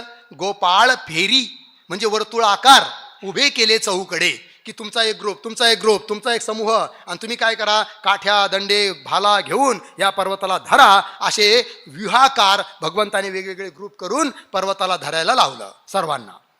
धाके ही सकळ निघाली भीतरी उचलिला गिरी तया खाली. ही सकळ धाके भीतरी निघाली. एक वाक्य झालं. पुढं गिरी उचलिला तया खाली, हे दुसरं. ही सकळ म्हणजे सर्व गोकुळवासी लोक, धाके म्हणजे भयाने, भीतीने, भीतरी निघाली. भीतरी निघाली म्हणजे त्या गोवर्धन पर्वताच्या खाली जाण्यासाठी निघाली. भीतरी निघाली, कुठं निघाली त्याचंच स्पष्टीकरण पुढच्या वाक्यात. गिरी उचलिला तया खाली. पर्वत उचलला होता, त्याच्या खाली जाण्यासाठी सारे गोकुळातले लोक निघाले. तया खाली गायी वत्से आली लोक, पक्षी सकळिक जीव जाती. तया खाली गायी वत्से लोक पक्षी सकळिक जीव जाती आली. तया खाली म्हणजे त्या गोवर्धन पर्वताच्या खाली गायी आल्या, गायींचे बछडे वासरं तेही आले, लोकही आले, पक्षी आले. आणि एवढंच नाही तर जेवढ्या जीव जंतू जाती होतील, कुत्रे मांजरं डुकरं सारेच्या सारे मरण्याच्या भीतीने त्या गोवर्धन पर्वताच्या खाली आले. कारण प्रत्येकाला असं वाटतं की आपला जीव वाचावा, मरावं कुणालाच वाटत नाही. जी म्हणविले हरीचे अंकित, जातीचे ते होत कोणीतरी. जी हरीचे अंकित म्हणविले ते जातीचे कोणीतरी होत. बघा, ज्यांनी हरीचे अंकित म्हणविले, जे स्वतःला हरीचं म्हणजे परमात्म्याचं अंकित, परमात्म्याचं दास आणि आपण त्यांची आज्ञाधारक आहोत, आज्ञा मानणारी आहोत, तो भगवंत आहे. जे भगवंताचं अंकित स्वतःला म्हणवून घेतात, अर्थात जे भगवंताला अनन्य भावाने शरण जातात, ते जे लोक भक्ती करतात ते जातीचे कोणीतरी हो, ते कोणत्याही जातीचे असो. परमार्थामध्ये भक्ती करण्यामध्ये, ज्ञान संपादन करण्यामध्ये इथं जाती प्रमाण नाही, जातीला महत्व नाही असा अर्थ. जाती कुळ नाही तयासी प्रमाण, अनन्या अनन्य तुका म्हणे जाती कुळ तयासी प्रमाण नाही, मग अनन्या अनन्य. जगद्गुरु तुकाराम महाराज म्हणतात, या ज्ञान क्षेत्रामध्ये, भक्ती क्षेत्रामध्ये काय, कोण कोणत्या जातीचा आहे, कोण कोणत्या कुळाचा आहे, कोण कोणत्या देशातला आहे, कोण कोणत्या जिल्ह्यातला आहे, कोण कोणता भाषिक आहे आणि कोण कुठला आहे, काळा आहे का गोरा आहे, स्त्री आहे का पुरुष, काहीही घेणं नाही आहे. जाती कुळ तयासी प्रमाण नाही. तिथं भगवंताला या बाबतीत मात्र प्रमाण नाही, म्हणजे मान्य नाही. ठीक आहे. आणि मग काय आहे, अनन्या अनन्य. जे भगवंतासाठी अनन्य आहे, अर्थात ज्यांना भगवंताशिवाय दुसरं कोणी आश्रयच नाही, पूर्णपणे भगवंताला जे शरण आलेले आहेत, अशा भक्तासाठी भगवंत सुद्धा काय होतो, त्यांच्यासाठी अनन्य होतो, त्यांचा योगक्षेम सर्व काही वहन करतो. हा अर्थ. म्हणविती भक्त हरीचे अंकित, करीतो अनंत हित त्याचे. हरीचे अंकित भक्त म्हणविती, ठीक आहे, अनंत त्यांचे हित करीतो. जे लोक आपल्याला हरीचे अंकित म्हणजे हरीचे दास, सेवक, आज्ञाधारक म्हणून घेतात, पुन्हा जे भगवंताचे भक्त आहे म्हणविती. अनंत म्हणजे तो परमात्मा, अनंत अंतरहित, ज्याचा देशाने अंत होत नाही, कालाने अंत होत नाही, वस्तूने अंत होत नाही, देश काल परिच्छेद रहित तो परमात्मा त्यांचे हित करीतो, त्यांचं कल्याण करतो. कुणाचं, जे हरीचे अंकित स्वतःला म्हणून घेतात. त्यासी राखे बळे आपुले जे दास, कळी काळासी वास पाहो नेदी. जे दास त्यासी आपुले बळे राखे, कळी काळासी वास पाहो नेदी. बघा, जे भगवंताचे दास आहेत, जे भक्त आहेत, त्यांना काय, आपुले बळे राखी, भगवंत आपल्या सामर्थ्याने त्यांचं रक्षण करतो. आणखीन कळी काळासी वास पाहो नेदी म्हणजे कळी काळाला सुद्धा काय, आपल्या भक्ताचा सुगावा तो लागू देत नाही, कळी काळाची दृष्टी आपल्या भक्ताकडे तो येऊ देत नाही. हा अर्थ. कळी काळासी वास पाहो नेदी. ठीक आहे. पाऊस न येता केला यांची थार, लागला तुषार येऊ मग. पाऊस न येता यांची थार केली. ठीक आहे. पुढे मग तुषार येऊ लागला. ठीक आहे. भगवंताने तो गोवर्धन पर्वत उचललेला आहे, वरून जोर जोराचा पाऊस चालू आहे, परंतु आतमध्ये मात्र पाऊस येत नाही. हां, थोडा थोडा तुषार, बारीक बारीक पावसाचे कण की जे बाहेर दगडावर पडतात, उडून येतात, तेवढे मात्र थोडे थोडे येत होते, आणि त्याच्यामुळे काही आपत्ती पण होत नव्हती आपल्या भक्तांना. मग तुषार येऊ लागला. थोडे थोडे तुषार कण, छोटे छोटे पाण्याचे कण येत होते. म्हणजे छोटे छोटे संकट जरी आले तरी ज्याच्यापासून काही भक्तांना हानी होत नाही, असे संकट जरी आले तरी काही हानी नाही. मोठे संकट तो देव आपल्या भक्तावर येऊ देत नाही. येऊनी दगड बैसतील गिरी, वरुषला धारी शिळाची ये. गिरी दगड येऊन बैसतील. ठीक आहे. पुढे शिळाची धारी वरुषला. गिरी म्हणजे त्या गोवर्धन पर्वतावर दगड येऊन बैसतील. दगड म्हणजे इतक्या मोठमोठ्या पर्वताच्या त्या पावसाच्या धारा, आणि ओले आपण म्हणतो त्याला गारा. आता कोणतरी म्हणत होतं कोणत्या तरी देशामध्ये त्या 60-60 किलोच्या 70-70 किलोच्या गारा पडल्यात म्हणून. मला माहीत नाही कोण कुठं झालं ते, पण म्हणत होतं तसं मोठमोठ्या गारा तर त्या पर्वतावर येऊन पडत होत्या, बैसतील पडत होत्या, आहे की नाही. शिळाची धारी वरुषला, कारण ते मेघ मुसळधार रूपाने वर्षाव करत होते. ठीक आहे. शिळाच्या धारी वरुषला आकांत, होता दिवस 7 एक सरे. शिळाची धारी आकांत एक सरे 7 दिवस वरुषला होता, असा अर्थ. शिळाच्या धारी म्हणजे मोठ्या मोठ्या धाराने, मुसळधार धाराने, एक सरे म्हणजे सतत अखंडपणे, आहे की नाही, काय 7 दिवस वरुषला होता. आकांत शब्दाचा अर्थ आहे तीव्र पद्धतीने. एक सरे म्हणजे सतत 7 दिवस तो पाऊस पडत होता. सारखं अखंड मुसळधार धारा 7 दिवस जर सतत पडत असतील तर तिथली काय स्थिती होईल हे तुम्ही ओळखून घ्या. 1 तास जर पाऊस चांगला पडला तर जिकडं तिकडं पाणीच पाणी होऊन जातं. तेव्हा 7 दिवस अखंड आणि ती मुसळधार पाऊस जर पडला शिळाधारी तर त्याचा परिणाम काय होणार. एक सरे गिरी धरिला गोपाळी, होता भाव बळी आम्ही ऐसा. गोपाळी एक सरे गिरी धरिला, आम्ही बळी ऐसा भाव होता. ठीक आहे. गोपाळी म्हणजे त्या गोपाळांनी काय हो, एक सरे, एक सरे म्हणजे एक सारखा निरंतर, गिरी म्हणजे तो गोवर्धन पर्वत धरून ठेवला. आणि काय, आम्ही बळी. पण त्या गोपाळांच्या, त्या गोकुळवासियांच्या मनात असा भाव होता की आम्ही अत्यंत काय आहोत, सामर्थ्यवान आहोत, दूध दही तूप खाल्लेले माणसं आहोत, आम्ही बलाढ्य आहोत, आणि म्हणून आमच्या ताकदीमुळे हा 7 दिवस आम्ही काय गोवर्धन पर्वत धरून ठेवला, असं त्यांना वाटत होतं. कुणाला, त्या सर्व गोकुळवासी लोकांना. आम्ही बळी ऐसा भाव होता, असा त्यांच्या मनामध्ये काय होता, भाव होता की आम्हीच बलवान आहोत, आम्हीच हा पर्वत धरलेला आहे. ऐसे कळो आले देवाची चित्ता, म्हणे तुम्ही आता हात सोडा. ऐसे देवाची चित्ता कळो आले, म्हणे तुम्ही आता हात सोडा. आणि देवाच्या लक्षात आलं, जे सर्व गोकुळवासी लोक होते, गोपाळ होते, प्रौढ लोक होते, लहान होते, मोठे होते, सर्व होते. आणि ह्यांच्या मनात तर काय आहे की यांना असं वाटतं की आम्हीच सर्वांनी काय धरला आहे, पर्वत उचलून धरलेला आहे. आणि ही गोष्ट भगवंताच्या लक्षात आली.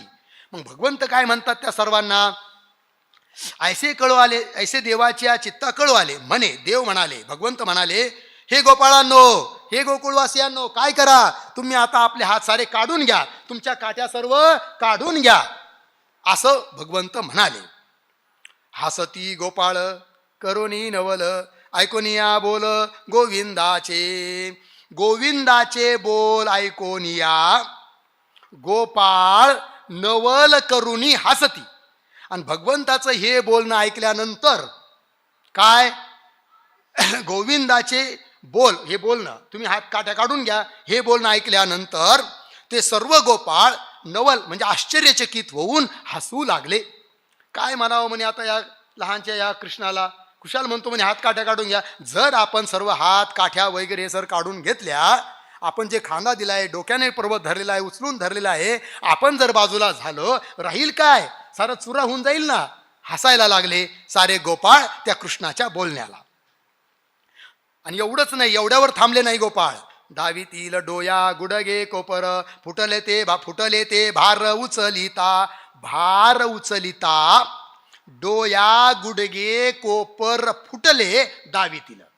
आणि ते सर्व भगवान कृष्णाला दाखवू लागले की अरे कृष्णा, आम्ही एवढा 7 दिवस पर्वत उचलून धरलेला आहे आणि हे उचलता उचलता आमचं नाकी नऊ झालेली आहे. बघ किती आमची परेशानी, की माझ्या डोक्याला काय टक्कल पडलं, एवढा मोठा 7 दिवस पर्वत धरून धरून माझी काठी मोडायला आली, माझा हात दुखू राहिला आणि तू म्हणतो की आता हात तुमच्या काठ्या सर्व काढून घ्या. अरे म्हणजे तुलाही मारायचं ना आम्हालाही मारायचं की काय? असं काही करू नको रे बाबा. डोकं, गुडघे, कोपर फुटले ते भार उचलता उचलता. हे सर्व गोपाळ कृष्णाला दाखवू लागले. दावीतील भारा मावरी घालोनी निराळा राहिलासी डोळा चुकवूनी. आम्हावरी भार घालूनी डोळा चुकवूनी निराळा राहिलासी. ते सर्व गोपाळ म्हणायला लागले कृष्णाला, वाह चांगलं आहे बाबा तुझं वालं. तो काय केलं, फक्त नुसती अशी एक छोटीशी आंघोळी करंगोळी धर लावली आहे आणि असं आमचा डोळा चुकून तू राहिला आहेस, जसं काही आम्हाला तू दिसतच नाही आहे की नाही. आम्ही तुला पाहतो आहे, तुझं कृत्य पाहतो आहे की तू फक्त काय लावली आहे, करंगोळी. पण जाऊ दे, आम्ही काय समजतो, जाऊ दे एक लहानसं लेकरू आहे, एक आपलं लहानसं पोरग आहे म्हणून आम्ही काही लक्ष दिलं नाही. पण आमचा जीव चालला हा गोवर्धन पर्वत धरून धरून आहे की नाही. आम्हावरी भार घालून आणि डोळा चुकून, आमचा डोळा चुकवून तू मात्र निराळा राहिला आहे. आणि आता म्हणतो की सारं काठ्या वगैरे काढून घ्या म्हणून. निमित्य अंघोळी लाविली वरी पाहो कैसागिरी धरी तोसी. निमित्य अंघोळी वरी लावी येली पाहो गिरी कैसा धरी तोसी. आता ते गोपाळ म्हणायला लागले, बरं बरं बरं असं आहे का, लयच तुझ्या सामर्थ्य आलं आहे का, पाहायचंच का तुला आमचं वालं, मग घ्यावा का मी काठ्या काढून, बघ बर का. म्हणायला लागले सारे गोपाळ कृष्णाला. अरे कृष्णा, तो निमित्त फक्त आंघोळी म्हणजे तुझी करांगोळी वर लावलेली आहे आणि जर आम्ही काठ्या काढून घेतल्या ना तुझी फार फजिती होईल. बरं जाऊ द्या, तू म्हणतोस ना आता, मग घेतोच आम्ही काढून, बघ बरं का आता. पाहो बघू बरं आता, गिरी म्हणजे पर्वत कैसा धरतोस, कसा धारण करतोस तू आता. शिनले हे होते ठाईच्या त्या भारे लटिकेची खरे मानोनिया. हे लटिकेची खरे मानोनिया, ठीक आहे. ठाईच्या त्या भारे शिनले होते असा अन्वय. हे म्हणजे सर्व गोपाळ लटकच खरं मानून, खोटच खरं मानून. खरं पाहिलं तर गोवर्धन पर्वत कोणी धरला होता, कृष्णाने. पण पर्वत उचलून धरला असं कोण समजत होते, गोपाळ, की आम्हीच पर्वत उचलून धरलेला आहे असं समजत होते. आपलं सारं जीवन, सारं चरित्र, सारं संसार हा कोण चालवितो, भगवंत. पण मनुष्य उगाच विनाकारण तो भार आपल्या डोक्यावर घेतो की मी जर एक तास घरी गेलो, मी जरा अहो चला ना जरा जाऊन येऊन आपण, जरा पंढरपूरची वारी आता कार्तिक वारी आलेली आहे जाऊन, अहो मी जर 2 दिवस गेलो तर घरी कसं होईल, सारा दाना दिन होईल ना. तू जाऊन तर बघ, काहीच होत नाही. काय करा, माणसं घरच सोडायला तयार नाहीये. लटिकेची खरे मानून या ठाईच्या त्या भारे शिनले होते. आणि खरं पाहिलं तर ते सारे गोपाळ त्या भाराने काय झाले होते, शिनले होते म्हणजे थकले होते, संत्रस्त झालेले होते. त्यांना निमित्तच पाहिजे होतं. यांनी अंत पाहो आदरिला याचा तुका म्हणे वाचा वाचाळ ते. तुका म्हणे ते वाचा वाचाळ, ठीक आहे. यांनी याचा अंत पाहो आदरिला. जगद्गुरु तुकाराम महाराज म्हणतात ते सर्व गोपाळ वाचा वाचाळ. वाचा वाचाळ म्हणजे कसे, नुसते बडबड करणारे होते, बोल बच्चन होते. काही माणसं नुसते बोलतात खूप, करत काहीच नाही. वाचा वाचाळ. पण झालं काय, यांनी म्हणजे या सर्व गोपाळांनी याचा म्हणजे भगवान श्रीकृष्णाचा काय अंत पाहो आदरिला. खऱ्या अर्थाने याचं परीक्षण करण्याचं ठरवलं आहे की नाही, की खरोखरच हा आपण जर हात काढले तर पर्वत धरू शकतो काय, आहे की नाही, याचा विचार करू लागले आणि याची परीक्षा घ्यायचं त्यांनी ठरवलं. यांनी याचा अंत पाहो आदरिला. आदरिला म्हणजे आरंभ केला, परीक्षा घेण्याचा आरंभ केला. वाचाळ लटिके अभक्त जे खळ आपुले ते बळ वाखा नावे. जे वाचाळ लटिके अभक्त खळ ते आपुले बळ वाखा नावे. जे कसे आहेत, जे वाचाळ आहेत, लटके म्हणजे लबाड आहेत, अभक्त आहेत, ठीक आहे ना, काय ते आपुले बळ वाखाण असे ते लोक आपल्या सामर्थ्याचं वर्णन करतात की मी असा आहे आणि मी तसा आहे. कोण पण? लटके, वाचाळ, अभक्त, खळ, एवढे सारे. खळ म्हणजे दुष्ट. बळे हुंबरती सत्य त्या न कळे, नुगडती डोळे आंधळ्याचे. बळे हुंबरती सत्य त्या न कळे, आंधळ्याचे डोळे नुगडती. बळे म्हणजे जबरदस्तीने, ठीक आहे ना. हुंबरती म्हणजे हूं अशा गर्वाने ते गुरगुरत होते, ते सर्व गोपाळ, ठीक आहे ना. बळे म्हणजे उगीच. सत्य त्या न कळे, पण खरी वस्तुस्थिती काय आहे हे त्यांना कळत नव्हतं. कारण आंधळ्याचे डोळे नुगडती. आंधळे म्हणजे अविवेकी जे लोक आहे त्यांचे खऱ्या अर्थाने डोळे उघडतच नाही, ठीक आहे. म्हणजे आपली चूक त्यांच्या लक्षात येत नाही, हा त्याचा अर्थ. आसुडल्या माना हात पाय नेटे, तव भार बोटे उचलिला. आता इथं थोडासा अर्थ करताना बरीच जंबल होते, पण मी असं लावलंय. नेटे माना हात पाय आसुडिल्या, ठीक आहे, तव बोटे भार उचलिला, ठीक आहे ना. इथे नेटे, नेटे शब्दाचा अर्थ काय करायचा? देवाने जी करंगुळी लावली होती ना, सामर्थ्य लावलं होतं ना पर्वत धरण्यासाठी, भगवंताने ते नेट, ते आपलं सामर्थ्य आहे की नाही, किंचित कमी केलं. का बरं? तर खऱ्या अर्थाने भगवंत सांगत होते कोणाला? गोपाळांना, की तुम्ही सर्व काठ्या काढून घ्या, तुमची गरज नाही. पण त्यांचा विश्वास बसत नव्हता. ते म्हणाले, अरे आमच्या काठ्या काढायचं सोड, तू तर फक्त करंगुळीच लावली आहे ना, तू जर करंगुळी काढून घेतली काही फरक पडणार नाही, आम्ही गोवर्धन पर्वत उचलून धरलेला आहे.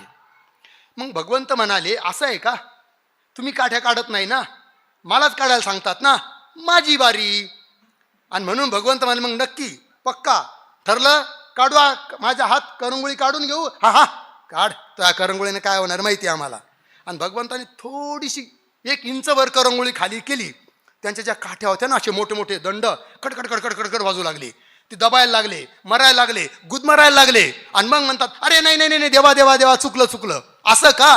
पुन्हा भगवंताने करंगुळी लावली आणि पुन्हा तो पर्वत वर गेला. बघा, नेटे म्हणजे भगवंताने थोडी आपली शक्ती कमी केली, करंगुळी काढून घेतली. झालं काय? माना, त्या लोकांच्या गोकुळवासियांच्या माना, की जे मानाने डोक्याने धरून होते, हात पाय आसुडल्या, म्हणजे या साऱ्यांना मान पाय हात काठ्या या सर्वांना झटका बसला, कडकडा मोडायला लागले. आणि मग भगवंताला वाटलं नको नको, जातील सारे मरून. आणि म्हणून बोटे तव, तेव्हा बोटे भार उचलिला. पुन्हा भगवंताने ते बोट लावलं आणि पुन्हा तो पर्वत उचलून धरला. आणि मग त्यांचे डोळे उघडले. कुणाचे? त्या साऱ्या गोकुळ वासियांचे. लटिकाची आम्ही शिन केला देवा, कळू आले तेव्हा सकळासी. देवा आम्ही लटिकाची शीन केला, तेव्हा सकळासी कळू आले. तेव्हा ते म्हणायला लागले, आता मात्र त्यांना कळालं, हे देवा, हे परमात्मा, अरे आम्ही लटिकाची शीन केला, आम्ही विनाकारण श्रम घेतले, की आम्हाला असं वाटत होतं आम्हीच हा पर्वत उचलून धरलेला आहे. ही गोष्ट जर आम्हाला अगोदर कळाली असती तर तुलाच 7 दिवस उभं केलं असतं, आम्ही मस्त झोपा मारल्या असत्या. पण जाऊ दे, आता चुकलं ते चुकलं, विनाकारण आम्ही भार वाहून घेतला आहे की नाही. तेव्हा सकळासी कळू आले, तेव्हा कळालं की नाही नाही, हा कोणीतरी अद्भुत विशेष देव आहे. आले कळो तुका म्हणे अनुभवे, मग अहम भावे सांडवले. तुका म्हणे अनुभवे, कळो आले, मग अहम भावे सांडवले.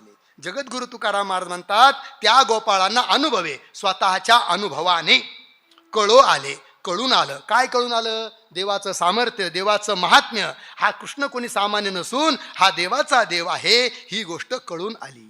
आणि मग त्यानंतर अहम भावे सांडवले, त्यांचा मीपणा गळून पडला, अहंकार समाप्त झाला त्या साऱ्या गोकुळवासी लोकांचा. सांडवले सकळांचे अभिमान, आणिले शरण लोटांगणी. सकळांचे अभिमान सांडवले, लोटांगणी शरण आणिले. आणि मग त्या सर्व गोकुळवासियांचा अभिमान सांडवले, म्हणजे त्यांचा अभिमान भगवंताने टाकायला लावला आहे की नाही. आणि मग लोटांगणी शरण आणले, नुसतं शरण नाही आले, लोटांगण घालत घालत भगवंताला ते सर्व शरण आले, म्हणजे पूर्णपणे त्यांनी आपला अहंकार टाकून दिला. लोटांगणी आले भवनिया दिन, मग नारायण म्हणे भले. दीन होऊन या लोटांगणी आले, मग नारायण म्हणे भले. दीन म्हणजे अत्यंत नम्र होऊन अहंकार सोडून लोटांगणी आले, भगवंताला शरण आले. आणि शरण आल्यानंतर मग भगवंत म्हणाले, नारायण म्हणजे भगवंत म्हणाले, भले, वा वा, आता मात्र उत्तम झालं, चांगलं झालं. भलाजी तुम्ही केला साचपण, गिरी गोवर्धन उचलिला.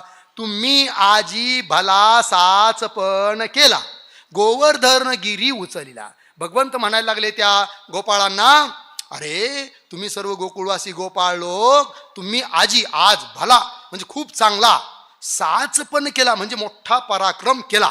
काय पराक्रम केला म्हणजे 7 दिवस तुम्ही गोवर्धन गिरी उचलिला. भगवंत म्हणतायत गोपाळांना, मी काय रे, तुम्हीच हा खरा अर्थाने काय गोवर्धन पर्वत उचलून धरला, असं भगवंत म्हणायला लागले. कुणाला? गोपाळांना. लागती चरणा सकळते काळी, आम्हामध्ये बळी तुची एक. तेव्हा गोपाळ म्हणतात, अरे नाही रे देवा, आम्हाला असं वाटत होतं, पण आम्हाला खरं कळालं, पर्वत आम्ही नाही उचलून धरला, पर्वत तूच उचलून धरला. पण आता मात्र आम्हाला तू मोठेपणा देऊ नको, आम्हाला हरभराच्या झाडावर बसवू नको.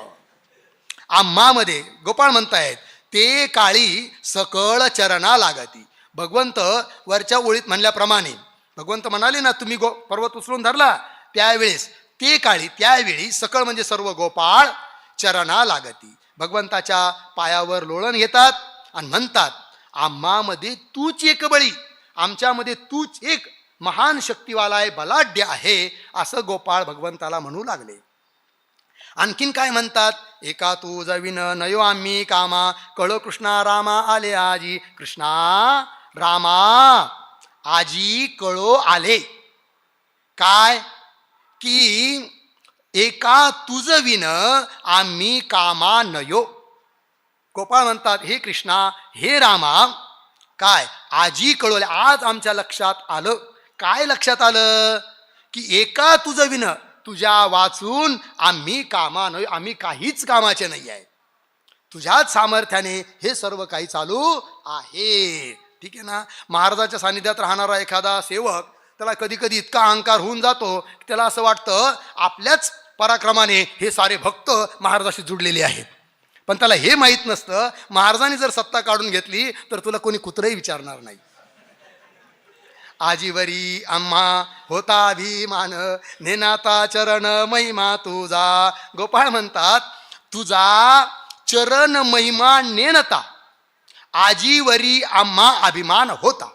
सारे गोपाळ म्हणायला लागले, देवा तुझा चरण महिमा म्हणजे तुझं महात्म्य नेनता न जाणता, काय आजीवरी आम्हा अभिमान होता, आजपर्यंत आम्हाला अभिमान होता, गर्व होता, आम्हीच कोणी मोठे श्रेष्ठ आहोत असं आम्हाला वाटत होतं. तुझा पार आम्ही नेनो नारायणा, नकी गोवर्धना राखी येले. हे नारायणा, तुझा पार आम्ही नेनो, गोवर्धना नखी राखी येले. हे देवा, तुझा पार म्हणजे तुझं महात्म्य आहे की नाही, तुझी असीम स्वरूप स्थिती आम्ही नेनो, आम्हाला कळत नाही. का कसं आहे, गोवर्धना नखी राखिले, आपल्या एका नखावर तो गोवर्धन पर्वत धरून ठेवला, ही काय सामान्य गोष्ट आहे का? हे काय कोणी करू शकतं का? हे तूच करू शकतो. आम्हाला मात्र ते काही कळालं नाही, मात्र तो गोवर्धन पर्वत नखावर धारण करून आमचं रक्षण केलंस. राखिले गोकुळ आम्हा सकळासी, दगडाच्या राशी वरुषता. दगडाच्या राशी वरुषता आम्हा सकळासी गोकुळ राखिले. देवा, दगडासारख्या मोठमोठ्या पावसाच्या धारा पडत असताना देखील आम्हा सकळासी, आम्हा सर्वांना, गोकुळाला, गाई म्हशींना, सर्वांचं तू रक्षण केलं आहे की नाही, आणि सर्वांचा जीव वाचवला. वर्णावे ते काय तुझे महिमान, धरिती चरण सकळही. तुझे महिमान ते काय वर्णावे? सकळही चरण धरिती. गोपाळ म्हणतात, देवा तुझं महिमान काय, त्याचं वर्णन करावं, आमच्याकडून वर्णन होणं शक्य नाही. आम्ही फक्त एकच काम करू शकतो, काय? तुझ्या पायावर डोकं ठेवणे. सकळही चरण धरिती, भगवंताचे चरण धरू लागले. सकळही तहान विसरली भूक सकळही सुख दिले त्यासी. सकळही तहान भूक विसरली त्यासी सकळही सुख दिले.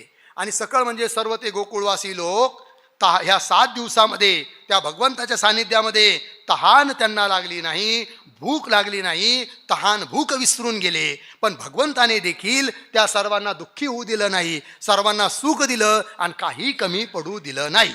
सकळही सुख दिले त्यासी, त्यासी म्हणजे त्या सर्व गोकुळवासियांना सकळही सुख दिले, काही कमी पडू दिलं नाही त्या देवाने. त्यासी कळो आला वैकुंठ नायक तुका म्हणे लोक निर्भर ते. तुका म्हणे त्यासी वैकुंठ नायक कळो आला ते लोक निर्भर. जगद्गुरु तुकाराम महाराज म्हणतात त्याशी म्हणजे त्या गोकुळवासी लोकांना वैकुंठ नायक म्हणजे तो परमात्मा खऱ्या अर्थाने कळून आला आणि त्यामुळे ते लोक निर्भर. आणि देवाचा खऱ्या अर्थाने साक्षात्कार झाल्यानंतर कोणतं भयच त्या व्यक्तीच्या ठिकाणी राहत नाही, कारण द्वैतात भय आहे, अद्वैतात भय नाही. आणि त्या सर्व गोकुळवासियांना परमात्म्याचं स्वरूप यथार्थ रूपाने कळालं आणि ते सर्व निर्भर झाले, भयरहित झाले, आनंदाने परिपूर्ण झाले, निश्चिंत झाले, असा याचा अर्थ आहे. अशा रीतीने या सत्रासाठी जेवढे अभंग प्राप्त झाले होते ते या ठिकाणी संपलेले आहे. तर माझ्या वाट्याला आलेली ही सेवा परमपूज्य आदरणीय गुरुवर्य डॉक्टर महाराज की ज्यांच्या सान्निध्यात आम्ही लहानचे मोठे झालो आणि ज्यांची सतत आमच्यावर कृपा असते, आमची अतूट त्यांच्या चरणावर श्रद्धा आहे आणि त्यांच्या प्रेमाने आग्रहाने तुम्हा सर्वांच्या दर्शनाचा योग आला. अशा रीतीने हे सत्र या ठिकाणी पूर्ण होत आहे आणि याच ठिकाणी मी माझ्या वेळेत माझ्या वाणीला पूर्ण विराम देतो. हरिओम तत्सत, हरिओम तत्सत, हरिओम तत्सत.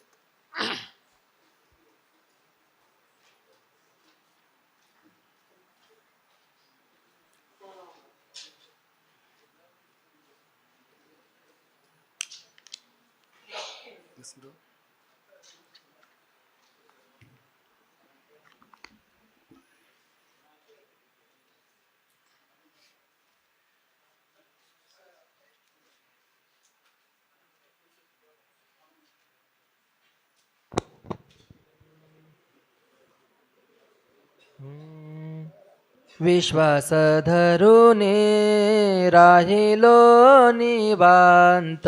विश्वास धरुने राहिलो निवांत.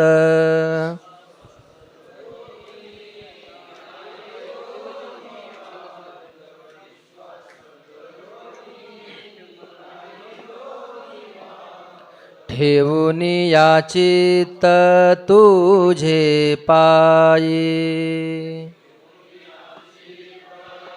तुझे पायी तरावे बुडावे तुझी या वचने. तरावे बुडावे तुझी या वचने. तरावे बुडावे तुझी आवच. तरावे बुडावे तुझी आवचन. निर्धार हा मने केला माझा. निर्धार हा मने केला माझा.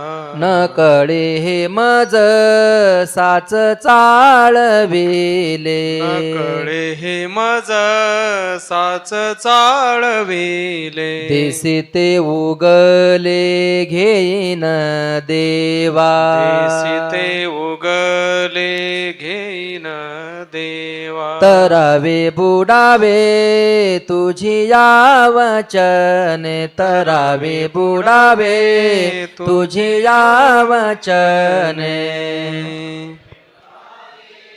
तुझी आवचने. तुझी आवचने. मागणे ते सरे ऐसे करी देवा. मागणे ते सरे ऐसे करी देवा. नाही तरी सेवा सांगा पुढे. नाहीतरी सेवा सांगा पुढे. तरावे बुडावे तुझी या वचने. तरावे करावे बुडावे तुझे वचने करावे काही के पाहावे उगले करावे काही की पाहावे उगले तू का म्हणे बोले पांडुरंगा कामने बोले पांडुरंगा करावे बुडावे तुझे या वचने करावे बुडावे तुझे वचने निर्धार हा मने केला माझ्या निर्धार हा मने केला माझ्या तरावे बुडावे तुझे या वचने तरावे बुडावे तुझे या वचने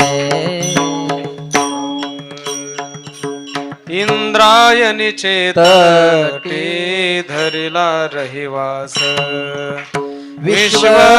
विश्वतारावया लक्ष्मी निवास ज्ञानेश्वर रूपे धरिले निज वेश वर्म जाने तया सद्गुरु उपदेश वर्म जाने तया सद्गुरु उपदेश जय देव जय देव जय ज्ञानदेवा जीवा शिवाचा आदि परब्रह्म ठेवा कृष्ण एकादशी कार्तिक मासी आपण पंढरीनाथ सनकादिकासी यात्रेसी येता ते स्वानंद रासी दर्शन घडे तया निज मुक्ती देसी दर्शन घडे तया निज मुक्ती देसे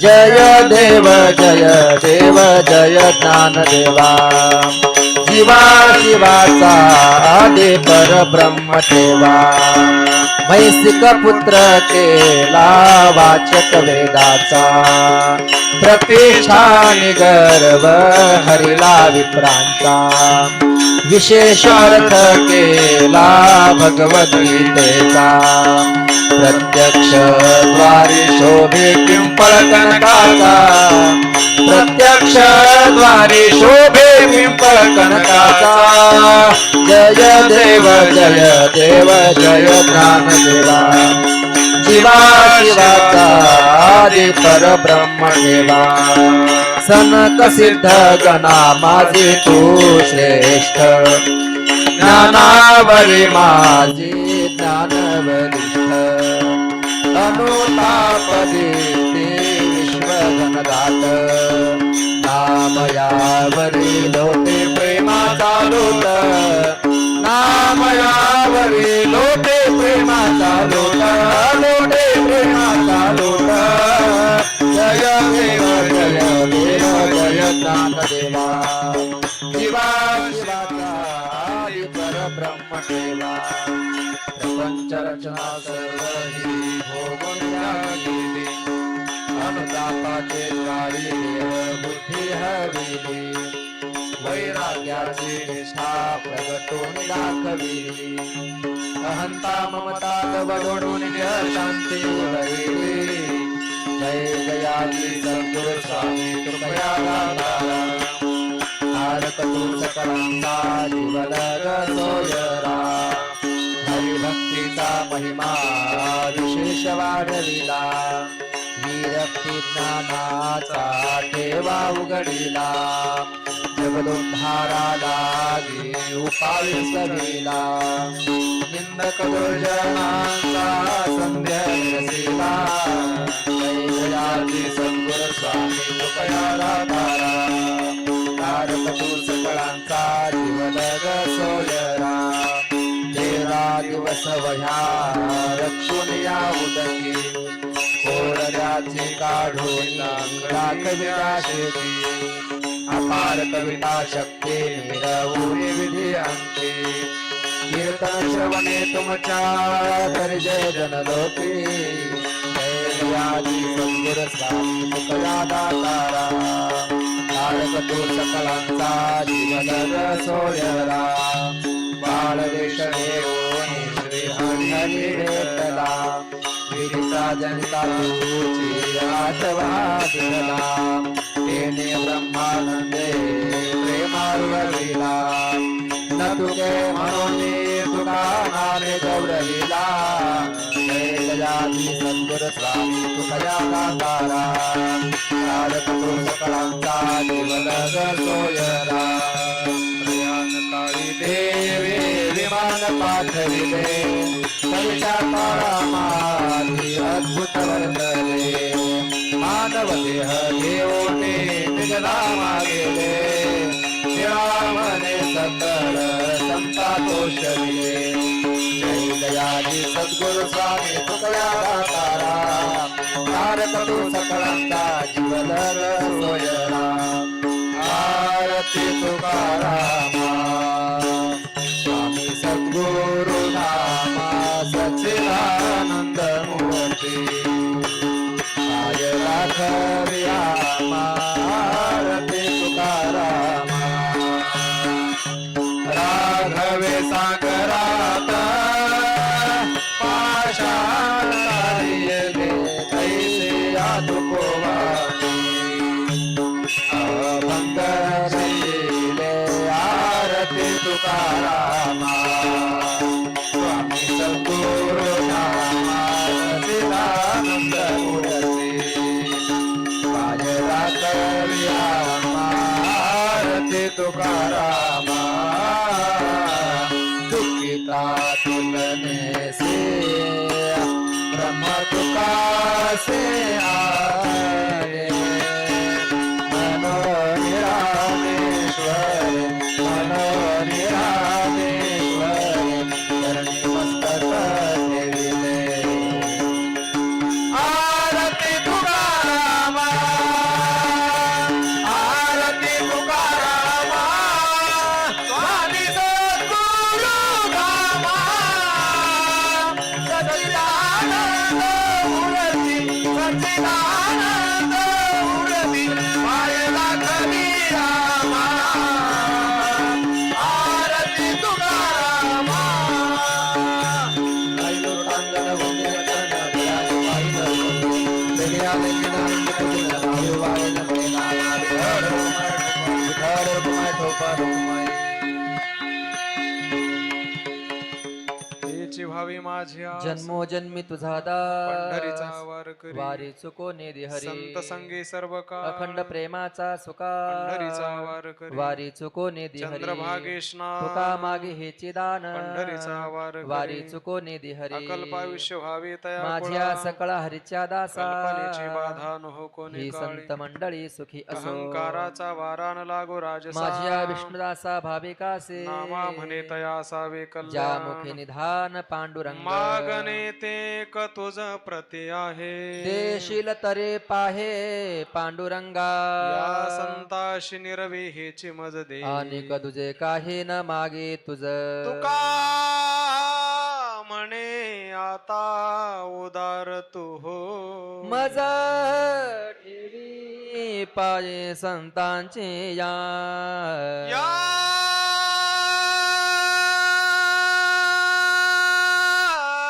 संतासी निरवी हेची मज दे अनेक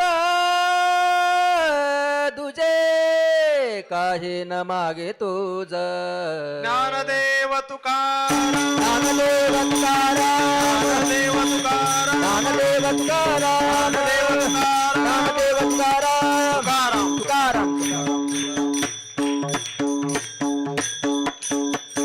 पुंडली कवरधारी विठ्ठल श्री ज्ञानदेव तुकाराम पंढरीनाथ भगवान की जय माऊली ज्ञानेश्वर महाराज की जय जगद्गुरु तुकाराम महाराज की जय सद्गुरु जोग महाराज की जय सिद्धेश्वर भगवान की जय इंद्रायणी माता की जय पार्वती पती पतये